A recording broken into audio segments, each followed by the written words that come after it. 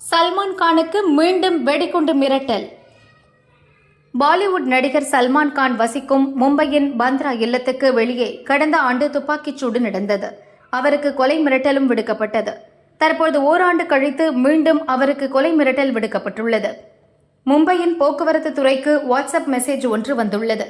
அதில் சல்மான் கான் வீட்டில் குண்டு வைத்து அவரை கொன்று விடுவோம், வாகனத்தை வெடிகுண்டு வைத்து தகர்ப்போம் என மிரட்டல் விடுக்கப்பட்டுள்ளது. இதை அடுத்து போலீசார் விசாரணையை தீவிரப்படுத்தியுள்ளனர். மிரட்டல் விடுத்த நபரை தேடி வருகின்றனர். கடந்த சில ஆண்டுகளாக சல்மான் கானுக்கு லாரன்ஸ் பிஷ்னோய் கும்பலிடமிருந்து தொடர்ந்து மிரட்டல்கள் வந்த வண்ணம் இருக்கின்றன. கோயில் மரபை மீறிய பக்தர்கள், கேரளா தந்திரிகள் கடும் எதிர்ப்பு. கேரளாவில் காசர்கோடு அருகே ராயரமங்கலத்தில் பத்திரகாளி அம்மன் கோயில் உள்ளது. அங்கு மரபுப்படி கருவறைக்கு முன் உள்ள அறைக்குள் நுழைய பக்தர்களுக்கு அனுமதி இல்லை. அந்த இடத்தில் கோயில் தந்திரிகள், பூஜை செய்வோர் மட்டுமே நிற்க முடியும். இதை அப்பகுதியில் உள்ள குறிப்பிட்ட சிலர் எதிர்த்தனர். அந்த தடையை விலக்க கோரி கூட்டு போராட்ட குழு துவக்கப்பட்டது. அந்த குழுவினர் கோயிலுக்குள் நேற்று நுழைந்தனர். கோயிலின் உள்முற்றம் இருந்த பகுதிக்குள் சென்று பத்திரகாளியம்மனை வழிபட்டனர். முன்னதாக கடந்த மாதம் நடந்த கூட்டத்தில் கோயிலில் நீண்ட காலமாக பின்பற்றப்படும் மரபை மீற அனுமதிக்க முடியாது என தந்திரி மறுப்பு தெரிவித்திருந்தார். இதனை மீறி உள்ளறைக்கு சென்று பக்தர்கள் அம்மனை வழிபட்டுள்ளனர். இதற்கு எதிர்ப்பு தெரிவித்த தந்திரிகள் இந்த விவகாரம் குறித்து நீதிமன்றத்தில் முறையிடப் போவதாக கூறியுள்ளனர். டிஜிட்டல் கல்வி அறிவு திட்டம் முதலிடத்தை பிடித்த கேரளா. டிஜிட்டல் கல்வி அறிவை மேம்படுத்துவதற்காக PMGD-ISHA என்ற திட்டத்தை மத்திய அரசு செயல்படுத்தி வருகிறது. கிராமப்புறங்களில் உள்ள மக்களுக்கு கணினி, செல்போன் உள்ளிட்ட டிஜிட்டல் கருவிகள் மற்றும் இணையதள பயன்பாட்டை பயன்படுத்த பயிற்சி அளிப்பது இந்த திட்டத்தின் நோக்கம். இந்த திட்டத்தை டிஜி கேரளா எனும் பெயரில் கேரள அரசு சிறப்பாக செயல்படுத்தி வருகிறது. இதுவரையில் 21 லட்சம் மூத்த குடிமக்களுக்கு டிஜிட்டல் கல்வி அறிவு பயிற்சி அளிக்கப்பட்டுள்ளது. இதன் மூலம் டிஜிட்டல் கல்வி அறிவு பெற்ற அதிக மக்கள் வாழும் மாநிலமாக கேரளா உருவெடுத்துள்ளது. கேரளாவில் முதலாக புலம்பாரா கிராம பஞ்சாயத்தில்தான் இந்த திட்டம் அறிமுகப்படுத்தப்பட்டது. ஸ்மார்ட் போன்களை பயன்படுத்தி வீடியோ கால், வாய்ஸ் கால் பேசுவது, வாட்ஸ்அப் பயன்பாடு, அரசு திட்டங்களை டிஜிட்டல் வழியாக அறிந்து கொள்வது, வங்கி சேவைகள் மற்றும் சமூக வலைதள பயன்பாடுகள் குறித்து பயிற்சி அளிக்கப்பட்டுள்ளது.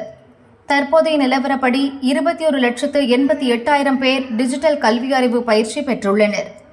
NSS, குடும்பஸ்ரீ உறுப்பினர்கள், தன்னார்வலர்கள் உள்ளிட்டோர் இந்த பயிற்சியை வழங்கினர்.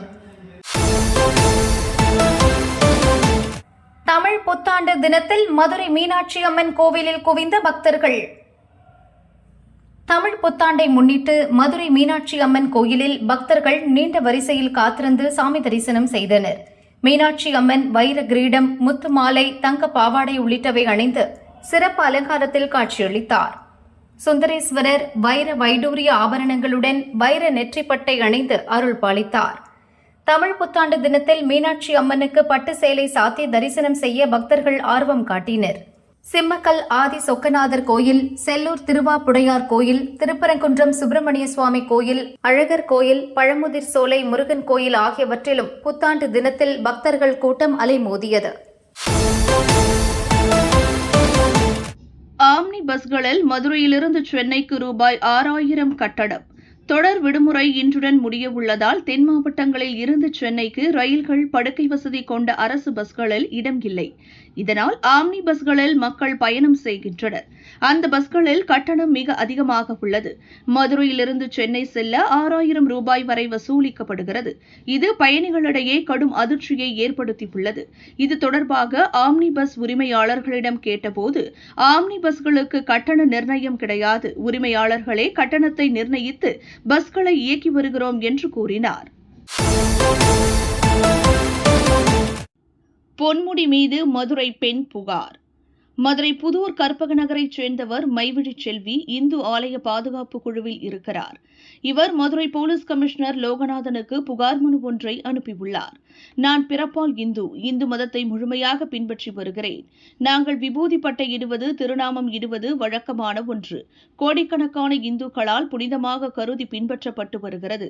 இந்த சூழலில் மூத்த அமைச்சரான பொன்முடி பேசும் பேச்சை வீடியோவில் காண நேரிட்டது. அருவருக்கத்தக்க அந்த பேச்சு என் மத நம்பிக்கையை இழிவுபடுத்தும் வகையில் உள்ளது. பிற மதத்தவர் முன் இந்து மதத்தை இழிவுபடுத்தி பேச வேண்டும் என்பதற்காகவே பொன்முடி பேசியுள்ளார். அமைச்சர் மீதும் நிகழ்ச்சிக்கு ஏற்பாடு செய்த நபர்கள் மீதும் சட்ட நடவடிக்கை எடுக்க வேண்டும் என கூறியுள்ளார். மனு மீது விசாரணை நடத்த உத்தரவிடப்பட்டுள்ளது.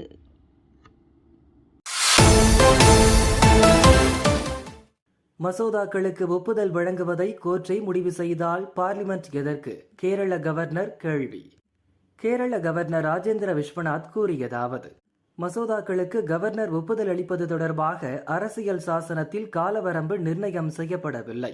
எனவே மசோதாக்களுக்கு ஒப்புதல் வழங்குவதற்கான காலவரம்பை நிர்ணயம் செய்ய அரசியல் சாசன திருத்தம் செய்ய வேண்டும். இதற்கு பார்லிமெண்டில் 2/3 பங்கு உறுப்பினர்கள் ஆதரவு தேவை. இந்நிலையில் மசோதாக்களுக்கு ஒப்புதல் வழங்க சுப்ரீம் கோர்ட் காலவரம்பு நிர்ணயம் செய்துள்ளது. இதை என்னால் புரிந்து கொள்ள முடியவில்லை. இது வரம்பு மீறிய செயல். எல்லா முடிவுகளையும் நீதிமன்றங்களே எடுக்கும் என்றால் சட்டமன்றங்களும் நாடாளுமன்றமும் எதற்கு என கேரள கவர்னர் கேள்வி எழுப்பினார். பவன் கல்யாண் மனைவி திருப்பதியில் முடிகாணிக்கை செலுத்தினார். ஆந்திர துணை முதல்வர் பவன் கல்யாண் மகன் அண்மையில் சிங்கப்பூரில் நிகழ்ந்த தீ விபத்தில் சிக்கி உயிர் பிழைத்தார். அவர் உடல்நலம் தேறினால் திருப்பதியில் முடிகாணிக்கை செலுத்துவதாக பவன் கல்யாண் மனைவி அண்ணா லெஜினோவா நேர்ந்திருந்தார். மகன் உடல்நிலை தேறிவிட்டதால் லெஜினோவா முடிகாணிக்கை செலுத்த திருமலை ஏழுமலையான் கோயிலுக்கு நேற்று வந்தார். அவர் கிறிஸ்தவர் என்பதால் விசேஷ படிவத்தில் கையெழுத்திட்டு கோயிலுக்கு சென்றார். அங்கு தலைமுடி காணிக்கை செலுத்தினார். இன்று பத்திரப்பதிவு நடக்குமா? சித்திரை முதல் நாள், தைப்பூசம், ஆடிப்பெருக்கு போன்ற நாட்களில் அனைத்து சார் பதிவாளர் அலுவலகங்களும் வழக்கம் போல செயல்படும் என 2021 தமிழக அரசு உத்தரவிட்டது. அரசு விடுமுறை என்றாலும் இந்த நாட்களில் பத்திரப்பதிவு மேற்கொள்ள உத்தரவிடப்பட்டது. அந்த வகையில் தைப்பூசத்தின் போது பத்திரப்பதிவு நடக்கும் என அதற்கான முன் அறிவிப்பை பதிவுத்துறை வெளியிட்டது. இன்று சித்திரை முதல் நாள் தமிழ் புத்தாண்டு என்பதால் பத்திரப்பதிவு செய்ய மக்கள் காத்திருக்கின்றனர். ஆனால் சார் பதிவாளர் அலுவலகங்கள் திறப்பு தொடர்பாக பதிவுத்துறை எந்த அறிவிப்பையும் வெளியிடவில்லை. என்று பத்திரப்பதிவு நடக்குமா நடக்காதா என்று தெரியாமல் மக்கள் குழப்பமடைந்துள்ளனர். பொன்முடி வரிசையில் அமைச்சர் வேலு சர்ச்சை பேச்சு. அமைச்சர் பொன்முடியை தொடர்ந்து கூட்டம் ஒன்றில் அமைச்சர் வேலு பேசிய வீடியோ வெளியாகி சர்ச்சையாகியுள்ளது. சம்பந்தப்பட்ட வீடியோவுடன் பாஜக மாநில துணைத் தலைவர் நாராயணன் திருப்பதி அறிக்கை வெளியிட்டுள்ளார். கோவிலுக்கு போகிறோம், 4000 திவ்ய பிரபந்தத்தை தமிழில் பாடுகிறோம்.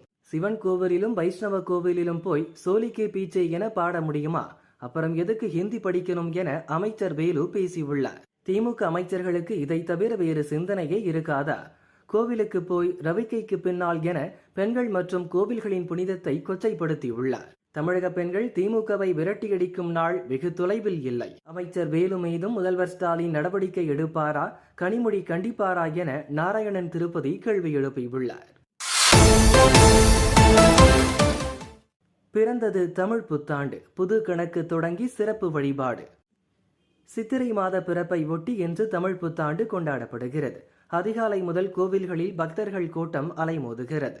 பிள்ளையார்பட்டி கற்பக விநாயகர் கோவிலில் அதிகாலை 4:30 மணியளவில் நடை திறக்கப்பட்டு மூலவர் கற்பக விநாயகருக்கு சிறப்பு பூஜை நடைபெற்றது. மூலவர் தங்க கவசத்திலும் உற்சவர் வெள்ளி மூஷிக வாகனத்திலும் காட்சியளித்து வருகின்றனர்.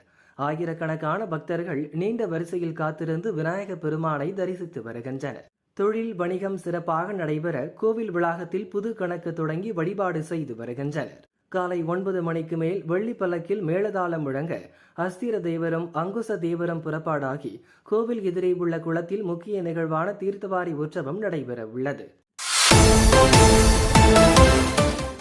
அண்ணாமலை இமயமலைக்கு திடீர் பயணம்.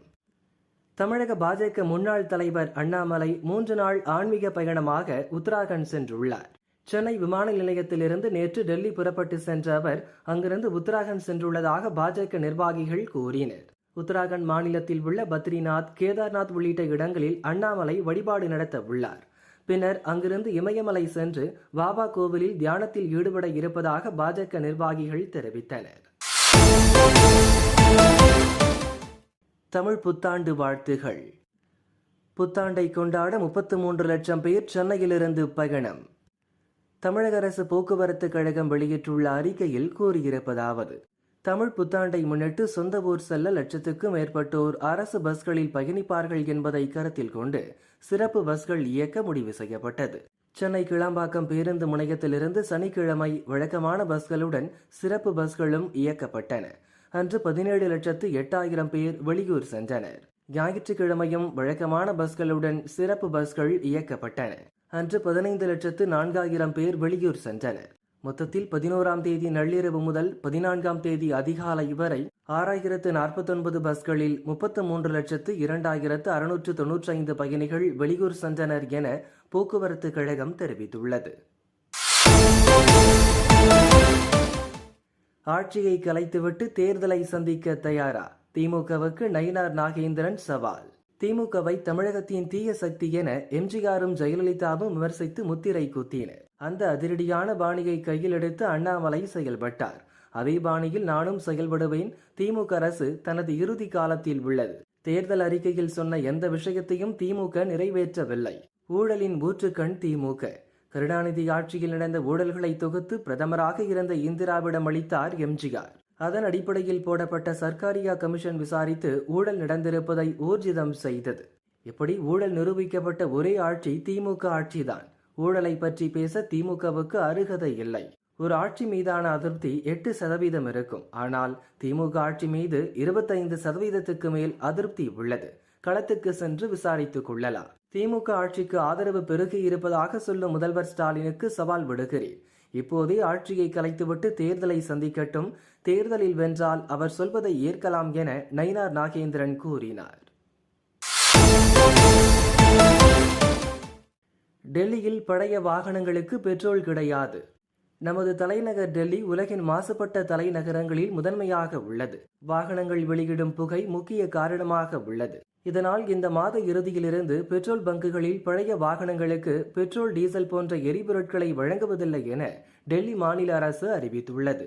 பழைய வாகனங்களை கண்டறிய பெட்ரோல் பங்குகளில் நவீன கேமராக்கள் பொருத்தப்பட்டுள்ளன. வாகனங்களின் பதிவு எண்ணை கொண்டு கேமராக்கள் பழைய வாகனங்களை கண்டுபிடித்துவிடும்.